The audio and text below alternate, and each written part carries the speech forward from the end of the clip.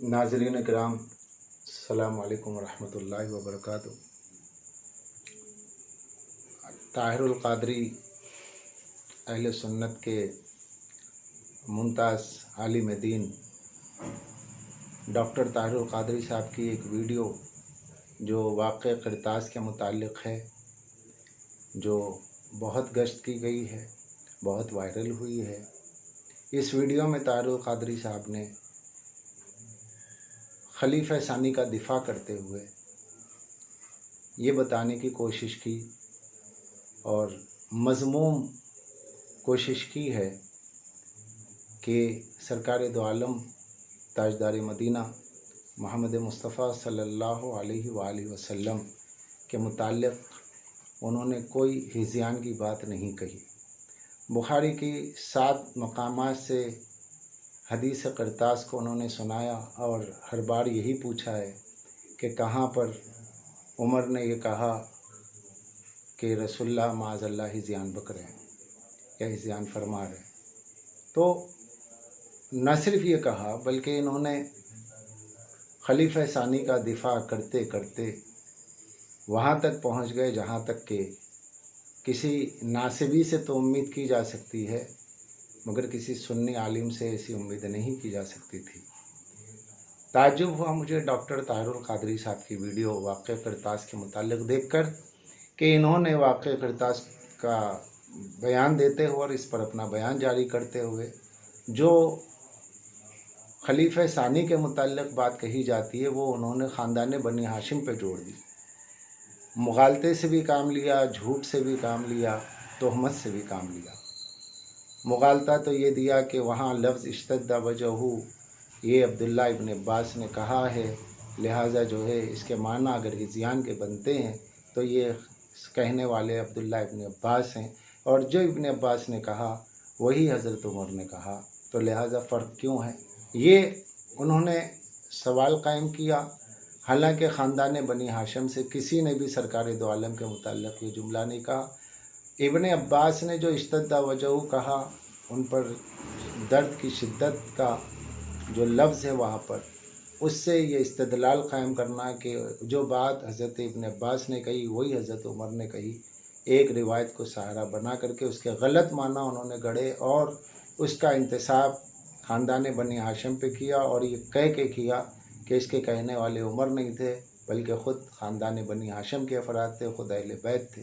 आज की इस नशिस्त में मैं ये साबित करूँगा बुखारी की शरह से, फैज़ुल बारी से, फ़तहुल बारी से, अरबी शरह फ़तहुल बारी और फैज़ुल बारी उर्दू शरह से, और जो है दीगर किताबों से, कि खलीफा सानी ने ही रसूलुल्लाह पर हिज़यान का इल्ज़ाम आयद किया था।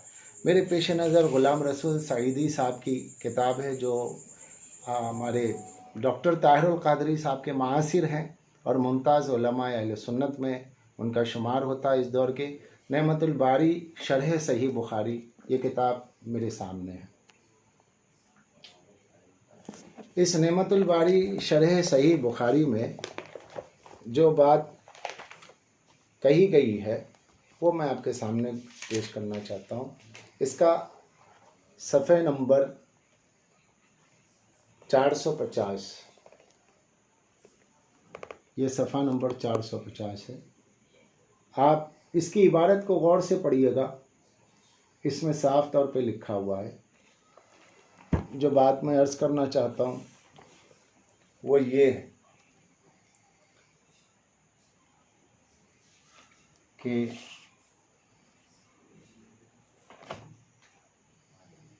बल्कि हज़रत उमर को यह ख़तरा था कि आप पर मर्ज़ का गलबा है, कहीं आप इस हालत में कोई ऐसी बात ना लिखवा दें जो खिलाफ अक़ल हो।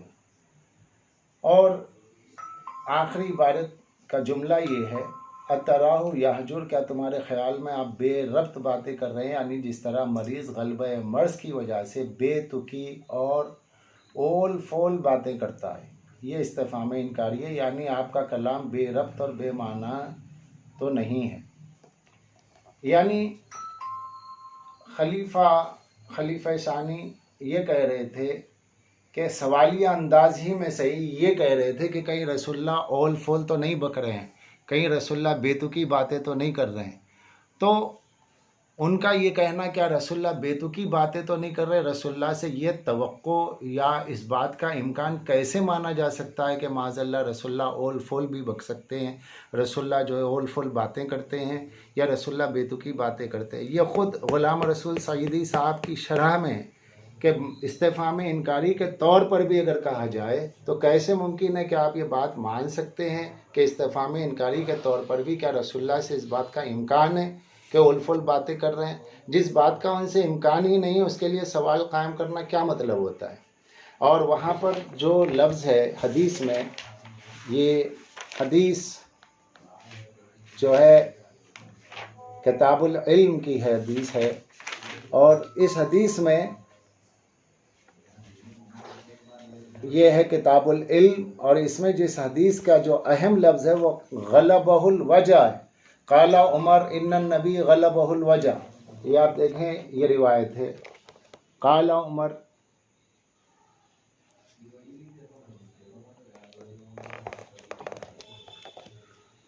ये रिवायत बगौर आप देख लें और इसमें इस रिवायत में गलबहुल वजह इस लफ्ज़ से मुझे, इस लफ्ज़ के ज़रिए मुझे बताना है आपको कि ताहिरुल क़ादरी साहब ने जहाँ उंगली रख के गुफ्तगू की है रिवायत पर, उसी उंगली के नीचे वो लफ्ज़ मौजूद है जो किनाया है हिज़यान का, हिज़यान पर दलालत करता है। इसके लिए इस सबूत में कि गलबहुल वजह, हुजूर पे दर्द गालिब है, हुजूर पर दर्द का गलबा है, ये कहने वाले हज़रत उमर है जिन्होंने कहा कि रसूलुल्लाह पे दर्द का गलबा है। दर्द का गलबा, गलबहुल वजह का ये जो है माना बनता है हिज़यान की तरफ। इसके लिए शरह बुखारी फ़तहुल बारी का उर्दू तर्जुमा फैज़ुल बारी मेरे सामने, ये फैज़ुल बारी है। इस फैज़ुल बारी के जिल्द नंबर 6 की मैं आपको एक इबारत पेश करता हूँ। ये फ़तहुल बारी का उर्दू तर्जुमा है, बहुत ही कदीम तर्जुमा है और इसका तर्ज़ निगारिश भी बहुत कदीम है। अब इसमें देखिए ये फरमाते हैं, मैं आपको इबारत पढ़ के सुनाता हूँ फिर दिखाता भी हूँ। एहतमाल है कि मुराद कायल की ये हो को आप, मुराद कायल की ये है, एहतमाल है कि मुराद कायल की ये हो कि आपको दर्द सख्त है, बस बोला लाजिम को और इरादा किया मलजूम का, इस वास्ते के जो हिज़यान के बीमारी के वास्ते वाक़ होता है शिद्दत दर्द से पैदा होता है। अब मुझे और समझाने की ज़रूरत नहीं है कि इस इबारत का मतलब ये है कि मरीज़ जब शिद्दत दर्द से बोलता है तो इसका मतलब हिज़यान होता है। आपको दर्द सख्त है, गलबहुल वजह, दर्द सख्त है, यही हज़रत उमर ने तो कहा था जो अभी आपने अरबी का तर्जुमा देखा है नेमतुल बारी में। और ये जो दर्द सख्त है ये किनाया है, ये किनाया है हिज़यान का, और हिज़यान कहते हैं ओल फोल बकने को। और यही हज़रत उमर ने कहा था, यही जिनकी वकालत आप फरमा रहे हो और जिनकी वकालत में आपने बनी हाशिम पर हज़रत इब्न अब्बास पर इल्ज़ाम आपने आयद किया है, इसका जवाब तो आपको अल्लाह के आगे देना है। इश्क़ रसूल का आप दम भरते हैं, इश्क़ रसूल की बातें करते हैं, मोहब्बत मुस्तफ़ा की बातें करते हैं, रसूल पे जान निसारी की बातें करते हैं, मगर पता नहीं आपको क्या हो गया है कि एक सामने का लफ्ज़ है गलबहुल वजह जिसके माने दर्द की शिद्दत, और ये किनाया है हिज़यान की तरफ। हिज़यान यानी बकवास, ओल फोल बकना, ये गुफ्तगू है और ये कहने वाले हज़रत उमर थे। ये आपकी किताब से साबित है और यही पेज नंबर 474 इसी किताब फैज़ुल बारी का, ये आप इबारत देख लीजिएगा। यहाँ पर साफ सी इबारत है जो ख़त कशीदा है, इस ख़त कशीदा जुमले को देखिएगा और जो हज़रात ताहिरुल क़ादरी साहब के सुनने वाले हैं वो उन तक इस वीडियो को पहुँचाएँ। मुमकिन है कि उन्होंने इसको नहीं देखा हो या मुमकिन है कि गौर नहीं किया हो, क्योंकि शान रिसालत में इससे बड़ी गुस्ताखी क्या होगी कि सरकार दो आलम दवा तो कलम मांगे हालत मर्ज़ में बिस्तर मर्ग पर, और ये कहा जाए कि उन पर शिद्दत मर्ज़ है, मर्ज़ दर्द का गलबा है और दर्द के गलबे से मुराद माज़अल्लाह हिज़यान है। और इसका एक सबूत दूसरा जो है वो ये है कि मुझसे बेहतर ताहिरुल क़ादरी साहब जानते होंगे इस बात को, वो जो है अपने अरबी अदब से बहुत अच्छी तरह वाकिफ़ हैं میں ان کو یہ بتانا چاہتا ہوں کہ جب کہیں، اور ان کے جو چاہنے والے ہیں وہ اس بات کو بھی بہت ہی میں دھیمے لہجے میں کہہ رہا ہوں، اس بات کو سنیں کہ عربی میں، حدیث میں، قرآن میں جب کوئی ایسا لفظ آئے جس کے معنی معلوم کرنا ہو، معنی مشکل ہو، سمجھ میں نہ آئے، تو کلام عرب سے شواہد میں پیش کیا جاتا ہے۔ شاعر کا کلام، جو عربی شاعر، خصوصاً عربی جاہلی اشعار عہد جاہلیت کے جو شعراء ہیں، ان کا کلام نظیر بنتا ہے، ان کا کلام گواہ بنتا ہے۔ اور اس کے بعد کے شعراء جتنے بھی ہیں، عربی کے کسی لفظ کے معنی کو سمجھنے کے لیے، اس معنی کو متعین کرنے کے لیے وہاں پر کلام عربی کو گواہ بنایا جاتا ہے۔ تو میرے ہاتھ میں یہ دیوان ابی طیب متنبی ہے، یہ دیوان ابی طیب متنبی ہے، اور اس کی شرح ہے، اور اس کی شرح کے صفحہ نمبر 22 پر میں آپ کو دکھا دوں کہ اس کے کہنے والے جو ہے خلیفہ عمر تھے، جنہوں نے یہ کہا کہ معاذ اللہ رسول اللہ فحش بک رہے ہیں یا ہذیان کہہ رہے ہیں۔ اب آپ اس کے لیے دیکھیے، وہ شعر کے لکھا ہے متنبی کا، انطق فیک حجرن بعد علمی بانک خیر من تحت السماء، یہ عربی کا شعر ہے، یہ شعر نمبر 2 ہے قافیۃ الحمزہ میں، اور اس کے حاشیہ نمبر 2 میں، عربی کے حاشیے میں یہ لکھا ہوا ہے کہ الغریب الحجر القبی من الکلام والفحش وحجر اذا حزا وہو ما یقولہ المحموم عند الحمیہ، یعنی حجر کے معنی تو فحش کلامی، اور حجرہ کے معنی جو ہے وہ ہذیان کے ہوتے ہیں۔ وہو ما یقولہ المحموم، جب بیمار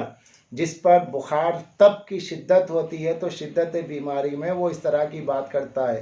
وَمِنْهُ قَوْلَ عمر ابن الخطاب مرض رسول اللہ ان الرجل لا يحجر على عادة العرب، یعنی عمر ابن خطاب نے رسول اللہ کے مرض میں یہ کہا تھا، قالا ہے یا قیلا نہیں ہے، قیلا اگر ہو تو بات کمزور ہوتی ہے، یہاں پر وَمِنْهُ قَوْلَ عمر ابن خطاب، قالا اور قولا استدلالی طور پہ یہ چیز ثابت ہو جاتی ہے کہ اس کے کہنے والے عمر ہے، اور نام بھی اس میں لکھا ہوا ہے کہ عمر ابن خطاب نے عربوں کی عادت کے مطابق کہا کہ رسول اللہ پر معاذ اللہ درد کا غلبہ ہے، اور وہ معاذ اللہ ہذیان اول فول باتیں کر رہے ہیں۔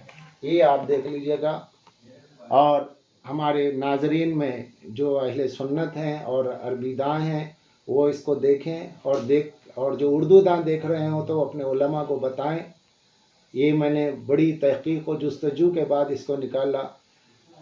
طاہر القادری صاحب نے یہاں مغالطے سے کام لیا ہے۔ اس کے بعد انہوں نے سوال قائم کیا، یہ قائم کیا کہ بھئی مولا علی جب موجود تھے تو خود مولا علی نے کیوں نہیں لکھوایا، اہل بیت نے کیوں نہیں لکھوایا؟ تو مجھے حیرت ہوتی ہے ڈاکٹر صاحب پر کہ وہ اتنی کتابیں سامنے رکھتے ہیں اور اتنی کتابوں کے حوالے دیتے ہیں، پتہ نہیں اپنے خلیفہ عمر ابن خطاب کی محبت کا ان کے دل اور دماغ پہ ایسا کیا غلبہ ہو گیا تھا کہ انہیں یہ عبارت نظر نہیں آئی ہے، فتح الباری میں موجود ہے کہ یہاں پر حدیث میں اہل بیت سے مراد رسول اللہ کے اہل بیت نہیں ہے، بلکہ رسول اللہ جس مکان میں تھے اور ان مکان میں جو اصحاب موجود تھے، یہاں اہل بیت اصحاب کو کہا گیا ہے۔ یہاں اہل بیت سے مراد خمسہ نجبہ نہیں ہے، یہاں اہل بیت سے مراد بنی ہاشم نہیں ہے، یہاں اہل بیت سے مراد مکان میں جتنے لوگ موجود تھے جس میں خود عمر بھی ہیں، وہ ان کے لیے کہا گیا، کیونکہ علی وہاں موجود ہی نہیں تھے، علی اس گھر میں ہی موجود نہیں تھے جب یہ واقعہ ہو رہا تھا۔ جب علی وہاں موجود ہی نہیں تھے تو پھر کیسے کہا جائے گا؟ اس کے لیے میں فتح الباری ہے، فتح الباری کی یہ 7ویں جلد آپ کے سامنے ہے، علامہ ابن حجر عسقلانی، یہ اس کے صفحہ نمبر 804 پر یہ کہتے ہیں فاختلف اہل البیت، فاختلف اہل البیت یہ عربی حدیث کا متن ہے، فاختلف اہل البیت، اس کی شرح میں فرماتے ای من کانا فی البیت من الصحابہ ولم یرد اہل بیت النبی صلی اللہ علیہ وسلم، یعنی اس سے مراد ای من کانا فی البیت من الصحابہ، اس سے مراد مکان میں جو صحابہ تھے وہ اہل بیت ہے۔ صحابہ سے یہاں پر اہل بیت سے مراد ولم یرد اہل بیت النبی، یہاں پہ اہل بیت سے مراد نبی کے اہل بیت نہیں ہے، یہاں پر اہل بیت سے مراد صحابہ ہیں، یہاں اہل بیت سے مراد صحابہ ہیں، یہاں اہل بیت سے مراد صحابہ ہیں۔ علی ان میں موجود نہیں ہے، علی کا ان سے کوئی تعلق نہیں ہے، علی اہل بیت رسول میں آتے ہیں، اصحاب میں نہیں آتے ہیں۔ آپ نے جو سوال قائم کیا کہ علی نے کیوں نہیں لکھوایا، آپ مجھے یہ بتائیں کہ اب اس عبارت کو آپ نے پڑھا تھا کہ نہیں پڑھا تھا؟ یہ خط کشیدہ آخری جملہ ہے، اس کو دیکھ لیجئے گا۔ میں نہیں سمجھتا کہ طاہر القادری صاحب نے اسے نہیں دیکھا ہوگا، تجاہل عارفانہ سے کام لیا ہوگا۔ یقیناً انہوں نے تجاہل عارفانہ سے کام لیا ہے، جان بوجھ کر کے انجان بنے ہیں تاکہ جو ہے خلیفہ ثانی کی وکالت کر سکیں۔ اب عشق رسول کہاں چلا گیا؟ اب محبت رسول کہاں چلی گئی؟ اب محبت رسول میں آپ کیوں نہیں کہتے؟ آپ نے یہ سوال قائم کیا ہے کہ اس کے بعد سرکار دو عالم تاجدار مدینہ صلی اللہ علیہ وآلہ وسلم کچھ دن زندہ رہے، 3 دن رہے، بہرحال جتنے بھی دن رہے، وہاں مولا علی نے کیوں نہیں لکھوایا؟ اگر مولا علی لکھواتے تو مانتا کون؟ وہاں پر ایک طبقہ تو لکھوانے کے لیے تیار تھا، جو لکھوانے کے لیے تیار تھا انہیں تو روکا جا رہا تھا۔ اب مولا علی اگر لکھواتے تو مانتا کون تھا وہاں پر؟ پھر وہی جھگڑا ہوتا، جب رسول اللہ کے سامنے حضور کے حکم کو نہیں مانا جا رہا ہے تو اگر مولا علی دکھاتے تو مانتا کون تھا؟ آپ اس بات کی ضمانت دینا کہ مولا علی لکھواتے تو مانتا کون؟ اس لیے یہ سوال قائم کرنے کے بجائے آپ اس سوال کا جواب دیجئے گا کہ جب رسول اللہ نے دوات و قلم مانگا تو اتنے لوگ وہاں موجود تھے، تو صرف آپ کے خلیفہ عمر ابن خطاب نے کیوں وہاں پر ممانعت کی؟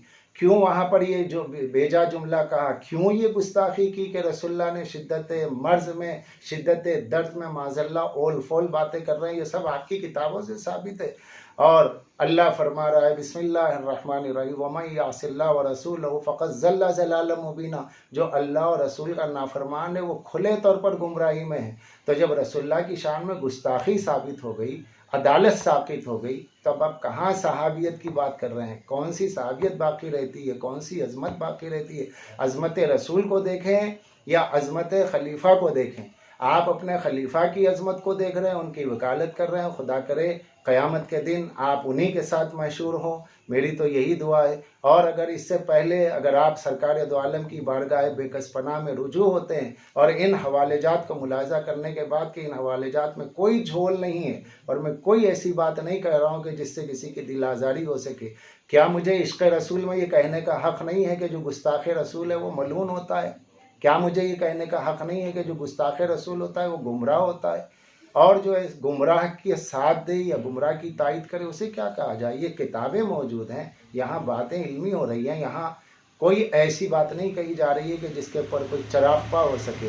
لہٰذا آپ اللہ کی بارگاہ میں رجوع ہو، توبہ کرے، اور سرکار دو عالم کی بارگاہ میں رجوع ہو، توبہ کرے اور برسر عام اس بات کا اعلان کرے۔ مجھے تو آپ سے یہ توقع تھی، میں تو یہ سمجھ رہا تھا کہ آپ اتنے بڑے اسکالر اور محقق ہیں، تو میں سمجھا کہ شاید آپ واقع کرتاس میں بخاری کی روایت پہ تحقیق کر کے روایت ہی کو غلط ثابت کریں گے، لیکن آپ نے تو روایت کی تائید میں خلیفہ کی تائید کی ہے اور گستاخی یہاں ثابت ہو رہی ہے، تو سیدھے سیدھے یہ تو گستاخ رسول کی حمایت ہو گئی ہے۔